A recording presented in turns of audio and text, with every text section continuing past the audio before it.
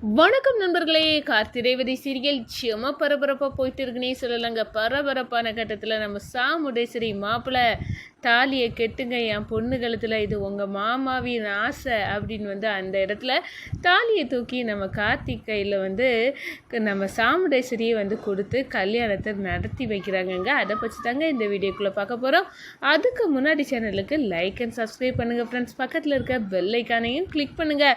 அப்போ தான் நான் போடுற ஒவ்வொரு வீடியோவும் நோட்டிஃபிகேஷனாக உங்களுக்கு கிடைக்கும். வாங்க ஃப்ரெண்ட்ஸ், வீடியோக்குள்ளே போகலாம். ஃபஸ்ட்டு எடுத்த உடனே பார்த்தோன்னா ஒரு செம அதிரடியான பரபரப்பு கட்டம் அப்படின்னு சொல்லலாங்க. பரபரப்பான கட்டத்தில் நம்ம பார்க்க இருக்க நேரம் தான் நம்ம கார்த்தி பிரியாவை ஆம்புலன்ஸில் கூட்டிகிட்டு வராங்க. வழியில் நம்ம மருதுவின் ஆட்கள் பிடிச்சி தகராறு பண்ணுறாங்க. ஆனால் ஒரு கட்டத்தில் பார்த்தோன்னா அவங்களெல்லாம் அடித்து தவசம் பண்ணி நம்ம கார்த்தி கரெக்டாக மருது கையில் தாலி எடுத்து கொடுத்து கல்யாணம் நடக்க நேரத்தில் நிப்பாட்டுங்க, இந்த கல்யாணம் நடக்கக்கூடாது அப்படின்னு நிறுத்துகிறாங்க. ஏன்டா நீ எதுக்காக இப்போ இங்கே என் பொண்ணு கல்யாணத்தை நிப்பாட்ட வந்திருக்க அப்படின்னு நம்ம கார்த்தியை நம்ம சாமுண்டேஸ்வரி கேட்க நேரம், நிறுத்துங்கம்மா, உங்கள் மாப்பிள்ளை கார்த்தி சொல்லுது கரெக்டு தான் அப்படின்னு அந்த இடத்துல அதிகாரியை சுற்றி வளைக்கிறாங்கன்னு சொல்லலாம். அவங்க சுற்றி வளைச்சி நாங்கள் தேடின மோஸ்ட் வாண்டட் கிரிமினல் தான் இந்த மருது அப்படின்னு அந்த இடத்துல மருதுவை அதிகாரியை சொல்ல நேரம் நம்ம கார்த்தி பிரியாவை அழைச்சிட்டு வந்திருப்பாங்க. அந்த பிரியா உண்மையை உரைக்கிறாங்க. இந்த மருது என் கூடயே இருந்துக்கிட்டு என்ன வீடியோ எடுத்து ஃபோட்டோவை நெட்டில் போட்டு பணம் சம்பாதிச்ச பண பேய் இந்த மருது அப்படின்னு சொல்ல நேரம் நம்ம சாமுண்டேஸ்வரி கேட்குறாங்க. எல்லாமே தெரிஞ்சுக்கிட்டாங்க. ஒரு கட்டத்தில் நம்ம சாமுண்டேஸ்வரியே மருதுவை அடின்னு அடிக்கிறாங்க. நம்ம சந்திரா பார்க்காங்க. இந்த கூத்தியெல்லாம் கல்யாணத்துக்கு முன்னாடியே தெரிஞ்சிட்ட, நம்ம எவ்வளோ தூரம் இந்த மருதுக்கு சப்போர்ட் பண்ணி இந்த கல்யாணத்தை நடத்திடணும் அப்படின்னு பார்த்தோம். ஆனால் இப்போ எல்லாமே தலைகளை மாறிட்டு இந்த ரேவதியை மருத்துவ கல்யாணம் பண்ணி காலம் ஃபுல்லாக கஷ்டப்படுவா. இது சாமுண்டேஸ்வரி அவள் கஷ்டத்தை பார்த்தே நொந்து சாக, அவளை சொத்தையும் நம்ம ஆட்டையை போட்டுட்டு போயிடணும் அப்படின்னு எல்லாம் நினச்சோம். ஆனால் நம்ம கனவு கோட்டையெல்லாம் தவிடுபடி ஆயிடுச்சு அப்படின்னு அந்த இடத்துல நம்ம சந்திரா அரண்டு போய் நிற்கிறாங்க அப்படின்னே சொல்லலாம். இந்த சைடு பார்த்தோன்னா நம்ம கார்த்தியின் கண்கள் மாமா எங்கே அப்படின்னு தேடுது. அதே நேரத்தில் பார்த்தோன்னா நம்ம சாமுண்டேஸ்வரி இந்த கல்யாணம் நடக்காது அப்படின்னு சொன்னோன்னா மண்டபத்தில் எல்லாம் இருக்கவங்க அப்படியே அரண்டு போய் நிற்கவும் அதிகாரியை மருத்துவ கைது பண்ணுறாங்க. ஒரு நிமிஷம் அத்தை, மாமா எங்கே அப்படின்னு நம்ம கார்த்தி கேட்குறாங்க. மாமாவை தான் காணலை அப்படின்னு நம்ம சாமுண்டேஸ்வரியை சொல்ல நேரம், எங்கே போனாங்க நம்ம மாமா, எங்கேயும் போயிருக்க வாய்ப்பில்லை, இந்த மருது தான் மாமாவை ஏதாவது பண்ணியிருக்கணும் அப்படின்னு நம்ம மருதுவின் சட்டையை பிடிச்சி உருப்பி சொல்லுடா, எங்கள் மாமாவை என்ன பண்ணின, இவன் தான் சார் எங்கள் மாமாவை ஏதாச்சும் பண்ணியிருக்கணும் அப்படின்னு கேட்க நேரம், உங்கள் மாமாவை கத்தியை வச்சு குத்தி கட்டிலுக்கு கீழே மறைச்சி வச்சுருங்க அப்படின்னு மருது அந்த இடத்துல சொல்ல நேரம் அரண்டு போகிறாங்க. சாமுண்டேஸ்வரி நம்ம மருது இந்த அளவுக்கு பண்ணுவான் அப்படின்னு தெரியாமல் ஒரு பாம்புக்கே பாலை வார்த்த கதையாக நான் நடந்துக்கிட்டேன் அப்படின்னு சாமுண்டேஸ்வரி அப்படியே தலைப்பாடாக அடிச்சுக்கிறாங்க. ராஜராஜாவை தூக்கி வச்சு அழுதாங்க. ஒரு கட்டத்தில் அவசரமாக ஹாஸ்பிட்டலில் மாமாவை இப்போ கொண்டு சேர்க்கணும் அப்படின்னு நம்ம கார்த்தி ராஜராஜாவை அலர்ச்சிக்கிட்ட ஹாஸ்பிட்டலுக்கு போகிறாங்க. இந்த சைடு பார்த்தோன்னா மாப்பிள்ளை என் பொண்ணு கழுத்தில் தாலியை கெட்டுங்க அப்படின்னு ராஜராஜா சொல்ல, கார்த்தி ஹாஸ்பிட்டல்லே நம்ம ரேவதி கழுத்தில் தாலியை கெட்டுறாங்கன்னு சொல்லலாம். இந்த சைடு நம்ம சாமுண்டேஸ்வரி நான் செய்தது தப்பு அப்படின்னு ஃபீல் பண்ணக்கூடிய தருணம் வந்துடுச்சு. நம்ம ராஜசேதுபதி தாத்தா, பரமேஸ்வரி பாட்டி இவங்க எல்லாம் அடித்து புரண்டு ஓடி வராங்க.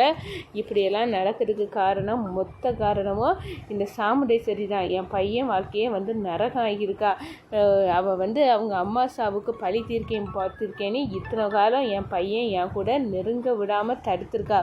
இப்படி ஒரு படுபாவி இந்த வேலை பார்த்துருக்கு அப்படின்னு நம்ம பரமேஸ்வரி பாட்டி தலைப்பாடாக அடித்து அழுறாங்க. அந்த சைடு ஓடி வராங்க. நம்ம சாமுண்டேஸ்வரி என்னை மன்னிச்சிடுங்க அப்படின்னு சொல்ல நேரம், என்ன மன்னிப்பு, என் பையனை எப்படி ஒரு கோலத்தில் நான் பார்க்க கடவுளே என்ன இது, என் உயிரை எடுத்துகிட்டு போயிடு அப்படின்னு நம்ம பரமேஸ்வரி பாட்டி சொல்ல நேரம், நம்ம சாமுண்டேஸ்வரி தான் குற்றத்தை இவ்வளோ காலம் எங்கள் அம்மா சாவுக்கு இந்த குடும்பம் தான் காரணம் காரணம்னு அவங்க பையனை நான் வந்து பிரிச்சனே அவங்கக்கிட்ட இருந்து. எனக்கு வந்து நான் செய்த குற்றத்துக்கு கடவுளே என்ன தண்டனை வேணாலும் கொடுத்துரு, என் கணவர் உயிரை வந்து காப்பாற்றிடு அப்படின்னு வந்து அந்த இடத்துல நம்ம சாமுண்டேஸ்வரி வந்து நொந்துக்கிட்டாங்கன்னே சொல்லலாம். ஒரு கட்டத்தில் பார்த்தோன்னா நம்ம ராஜராஜா வந்து அபாய கட்டத்தில் வந்து தாண்டி கண் விழிக்கிறாங்க. நம்ம ரேவதி அவங்க கார்த்தியை வந்து அழகாக வந்து கணவன் மனைவியாட்டு நம்ம ராஜராஜா கண் முன்னாடி நிற்கிறாங்க. என் ஆசை நிறைவேறிடுச்சு அப்படின்னு சொல்ல நேரம் நம்ம சாமுண்டேஸ்வரியை பார்த்து கேட்குறாங்க நம்ம ராஜராஜா, எங்கள் அம்மா அப்பா தான் உன்னோட அம்மா சாவுக்கு காரணம் அப்படின்னு வந்து இத்தனை வருஷமாக பழைய பகையை மனசில் வச்சு நடந்துக்கிட்டே என் பொண்ணோட வாழ்க்கையை கூட நீ வந்து அழிக்கணும்னு வந்து இந்த மருத்துவ கேடுகட்டவனை வந்து மாப்பிள்ளையாக தேர்ந்தெடுத்திய கிளிப்பிள்ளைக்கு சொன்ன மாதிரி சொன்னமே சாமுண்டேஸ்வரி, இந்த மருது நல்லவன் இல்லை எங்கள் தூரத்து சொந்தம் அப்படின்னு வந்து ஒட்ட வைக்க பார்த்திய, இப்போ பார்த்தியா அவனால் நடந்தக்கூடிய கதியெல்லாம் பார்த்தியா அப்படின்னு வந்து அந்த இடத்துல சாமுண்டேஸ்வரி கேட்காங்க. நம்ம ராஜராஜா மன்னிச்சிடுங்க, நான் வந்து நான் ரேவதியும் கார்த்தியையும் வந்து பிரித்தது தப்பு தான், அவங்க 2 பேர்த்தையும் சேர்த்து வஞ்சிட்டேன், இப்போது நான் வந்து எல்லா பகையும் வந்து மறந்துட்டேங்க அப்படின்னு சொல்ல நேரம் நம்ம சந்திரா பார்க்கங்க. அக்காவின் ரூட்டு வேறு மாதிரி போகும், அக்கா உயிரோடையே இருக்கக்கூடாது, அவள் இவ்வளோ தூரம் மனமாறி இந்த ராஜசேதுபதி கூட குடும்பத்து கூட வந்து சேருவா அப்படின்னு வந்து தெரியாது. இவள் கண்டிப்பாக சேர்ந்தானா நம்மளுக்கு தான் வந்து வினையாக மாறும், நம்ம கண்டிப்பாக என் கணவரோட நான் சேர்ந்து வாழவே முடியாது, அந்த அளவு இந்த பிரச்சனை ஆயிடும், ஆனால் இதுக்கெல்லாம் ஒரு வேட்டு வைக்கணும் அப்படின்னு வந்தால் நம்ம சிவனாண்டிக்கு கால் பண்ணுறாங்க. பிரிஞ்ச குடும்பம் ரெண்டும் ஒன்று சேர்றது மாதிரி இருக்குது. ராஜராஜா கத்தியால் குத்துப்பட்டு ஹாஸ்பிட்டலில் கொண்டு போய் சேர்த்தாரு. ஒரு கட்டத்தில் ரேவதி கழுத்தில் கார்த்தியும் வந்து தாலியை கட்டிட்டான். இதுதான் எங்கள் மாமாவின் ஆசை, அதை நான் நிறைவேற்ற போகிறேன் அப்படின்னு வந்து அதையும் பண்ணிட்டான். இப்போ வந்து பார்த்தா என் அக்கா காரிக்க மனம் பழைய பகையெல்லாம் மறந்துக்கிட்டு அந்த குடும்பத்தோட ஒட்டு உறவு வைக்கலாம் அப்படின்னு வந்து இருக்குது. இப்போ என்ன பண்ண, இப்போது நம்ம இந்த நிலைமையை வந்து தொடர விட்டால் 2 குடும்பமும் பகையை மறந்து ஒன்று கூடிடுவாங்க, நம்மளை தான் விரோதியாக உங்களையும் என்னையும் தான் பார்ப்பாங்க. அந்த இது மட்டும் நடக்கவே கூடாது.